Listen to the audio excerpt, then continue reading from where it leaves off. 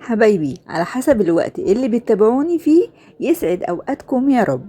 وللناس اللي ما بتحبش فرهدة كتير في المطبخ ولا مواعين كتير، علشان احنا في فصل الصيف عملت لكم أكلة لذيذة جدا مش هتاخد معاكي لا وقت ولا مجهود ولا مواعين.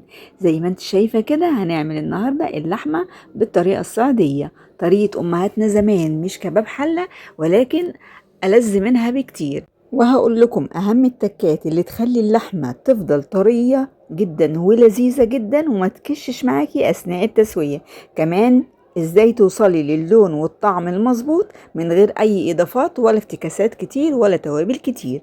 وقبل ما نبتدي بنسمي الله ونصلي على سيدنا محمد صلى الله عليه وسلم. معايا هنا كيلو من اللحمة الشمبري.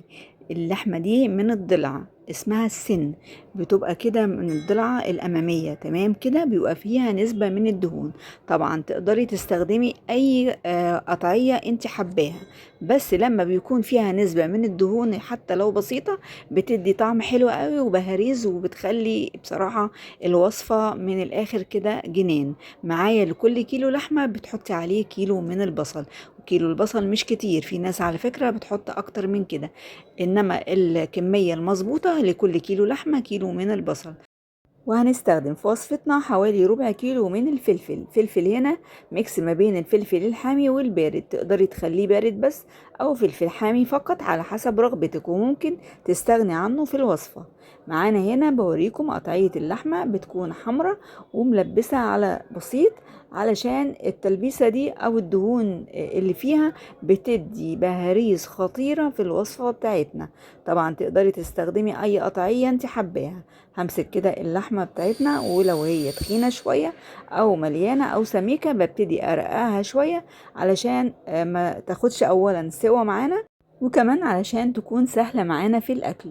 وبقطعها بالشكل ده، ودي القطعية المناسبة ليا، تقدري تكبريها عن كده على حسب طبعا رغبتك. هي في الاخر هتبقى يعني لحمة بالبصل، فكل ما بتسيبيها كبيرة ومقلبظة كده ما بتبقاش مستحبة وما بتبقاش حلوة. لما بترققيها بتبقى جميلة، ما بتاخدش وقت في التسوية وبتكون سهلة علينا في الأكل. وكمان بترمي معانا كمان كتير، يعني سواء هتعملي في صينية أو في طاجن أو هتعملي في طاسة، هي بترمي معاكي كتير مع كمية البصل والفلفل. هتلاقي بسم الله ما شاء الله اللهم بارك، يعني الكمية زادت ووفت. زي ما انتوا شايفين كده قطعناها. وعلى فكرة اللحمة أنا ما غسلتهاش، يا دوبك اديتها بصوا تحت الحنفية شطفة خفيفة جدا، لان السوائل اللي بتبقى نازله من اللحمه دي بتبقى بروتين نازل من اللحمه، ما بتبقاش حاجه مش مستحبه. دلوقتي بقى حطينا الحله على النار، وممكن تستخدمي ووك عادي خالص، ونزلت بحوالي كده معلقتين 3 كده من اللية، وعليهم معلقتين برضو من الزيت علشان نحمي اللية دي ان هي ما تطلعش دخان او حاجه وتسيح في قلب الزيت، وده بيدي كمان طعم حلو قوي قوي. وبعد ما قلبت اللية مع الزيت نزلت باللحمة بتاعتي، رصيتها كده في قلب الصينية أو الحلة اللي أنا شغالة فيها. بعد ما رصيتها مش هقلبها في التوقيت ده، لازم تشمع من تحت كويس قوي واحس ان هي بتشد معايا، وبعد كده اقلبها على الجنب التاني زي ما انتوا شايفين. يعني انا استنيت كام دقيقة كده لحد ما اتشمعت واحمرت شوية، اديت لون بسيط من تحت. بعد كده قلبتها وابتديت اشوح باقي اللحمة. بعد كده خدت نص كمية البصل ومعاهم قرنين من الفلفل. والفلفل هنا بيدي طعم حلو قوي وريحة حلوة قوي للوصفة. ونزلت كمان بطماطماية شبه مبشورة، يعني انا مقطعاها شرايح رفيعة جدا اكنها زي المبشورة بالظبط. ونزلت بنص معلقة من الفلفل الاسمر وواحدتين 3 كده من ورق اللورة. ومعايا هنا هاخد 3 من الحبهان. بحب احط الحبهان في الخلة اللي هي الخشبية دي، علشان لما بيتحط لوحده كده بينزل في قلب الاكل بيدخل في بقنا، ما بيبقاش مستحب لبعض الناس.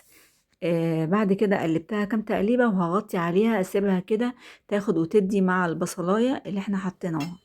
زي ما انتم شايفين هي البصل نزل كل السوائل اللي فيه وتقريبا ما بقاش فيها سوائل خالص. هبتدي بقى انزل بمعلقة من السكر، والسكر هنا هيكرمل لي البصل اللي انا كنت حطاه ويدي لون ولمعة حلوة قوي للبصل وللحمة. ونزلت بنص جزراية مبشورة، والجزر هنا بيخلي الطعم احلى، يعني بيعزز لي طعم اللحمة بالبصل جدا. يعني وجود البصل هنا المبشور ومطلوب بيدي لون حلو، يعزز بالطعم وبيدي قيمة غذائية أعلى وأعلى. فاهميني طبعا. ببتدي بقى أقلب كده، وهضيف نص كوباية من المية، وهوطي عليها، يعني أخلي درجة الحرارة كده تكون متوسطة. أنا هنقلها على الناحية التانية على درجة حرارة متوسطة لحد ما تشرب المية بتاعتها، وكل ما أحس إن هي محتاجة مية هضيف لها مية بالتدريج. عقبال ما أعمل الرز هرجع للحمة تاني. تمام كده. الرز بقى هنا معايا حلة على النار، نزلت عليها بحبة من الزيت، عليهم معلقة محترمة كده من السمنة البلدي أو الزبدة زي ما انتوا عايزين، ونزلت برز مصري نص كيلو. والرز المصري معروف إن كمية الرز قد كمية المية. بشوح الرز مع السمنة الأول علشان الرز يشرب كل السوائل اللي احنا حطيناها، وبعد ما شربها كويس قوي احنا غلفنا الرز كويس جدا بنسبة الدهون اللي حطيناها. بعد كده نزلت بالمية المغلية، والمية زي ما قلنا نفس كمية الرز بالظبط. بس انا ساعات اضيف لها شرشاء كمان زيادة من المية عشان يبقى الرز معانا طري كده ولذيذ. بعد المية ما اتشربت من الرز هبتدي اوطي عليه خالص، وزي ما انتوا شايفين ما بخليش المية تتشرب نهائي. لازم تبقى المية بتاعت الرز لما نيجي نوطي عليه تكون جوسي معانا، ما تكونش ناشفة تماما، وإلا الرز هيبقى محصول معاكي ومش حلو. نقلت الرز بقى على نار هادية جدا يعيش حياته براحته عقبال ما يستوي، واخدت اللحمة بتاعتنا كانت شربت كل السوائل اللي فيها، وكانت خلاص كده استوت معانا بسم الله ما شاء الله زي ما انتوا شايفين. لما جسها كده بطرف السكينة الاقيها دايبة معايا دوبان كده، هي تمام. كمان البصل معانا اتكرمل وبقى عسل. نزلت بقى بعد كده بنص كمية البصل، يبقى أنا في الأول خالص حطيت نص كمية البصل، وفي الآخر ضفت بقية كمية البصل.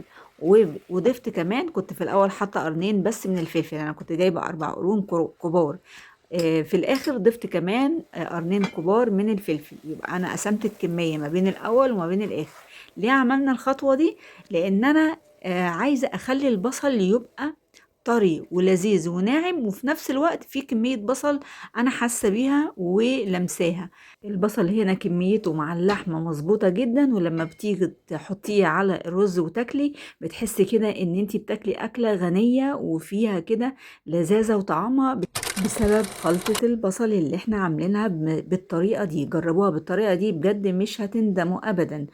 وهو ده بقى الفرق ما بين كباب الحلة واللحمة بالبصل بالطريقة السعدية بتاعت أهالينا وبصراحة لا شفت لا أجمل ولا أطعم من الطريقة دي. جربوها بطريقتي وبإذن الله تنال إعجابكم. شايفين طبعا شكلها عامل إزاي.